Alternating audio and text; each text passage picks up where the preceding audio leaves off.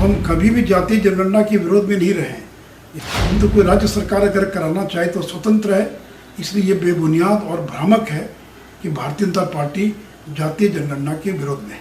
नमस्कार, आप देख रहे हैं लाइव सिटीज में हूं आपके साथ शिवम। जातीय जनगणना को लेकर बिहार के मुख्यमंत्री नीतीश कुमार ने यह स्पष्ट कर दिया है कि बहुत जल्द ही सर्वदलीय बैठक होगी और उसके बाद बिहार में जातीय जनगणना कराया जाएगा। ऐसे में आपको बता दें कि बिहार के पूर्व उप मुख्यमंत्री और राज्यसभा के सांसद सुशील कुमार मोदी ने भी आज यह स्पष्ट कर दिया है कि भाजपा जातीय जनगणना का विरोध नहीं करती है। क्या कुछ कह रहे हैं सुशील कुमार मोदी, पहले आप वो सुने।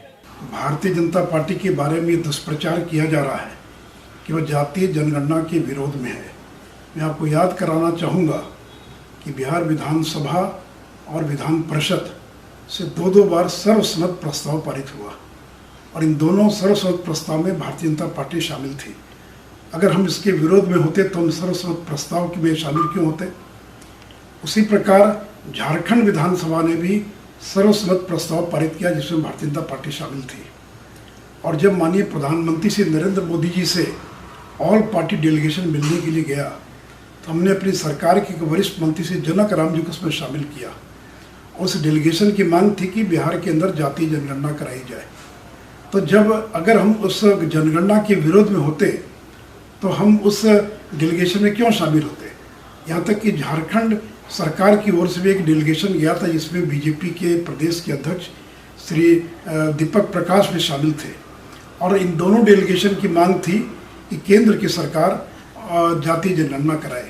लेकिन मित्रों, जब केंद्र की सरकार ने स्पष्ट कर दिया कि केंद्र के लिए जातीय जनगणना कराना संभव नहीं है तो राज्य सरकार स्वतंत्र है, तो हम कभी भी जातीय जनगणना के विरोध में नहीं रहे। यहाँ तक कि 2010 में लोकसभा में जब सामाजिक आर्थिक जातीय जनगणना को लेकर जब बहस हुई तो श्री गोपीनाथ मुंडे और श्री हुकुमदेव प्रसाद यादव इन दोनों लोगों ने सोशियो इकोनॉमिक कास्ट सेंसस के समर्थन में बयान दिया था।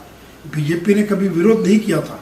यहाँ तक कि कर्नाटक और तेलंगाना में जब जातीय जनगणना हुई तो बीजेपी ने इसका विरोध नहीं किया। तेलंगाना में समग्र कुटुंब सर्वे हुआ और तेलंगाना में भी 2015 के अंदर कांग्रेस सरकार के दौरान गणना हुई थी। इसलिए ये बेबुनियाद और भ्रामक है कि भारतीय जनता पार्टी जातीय जनगणना के विरोध में है।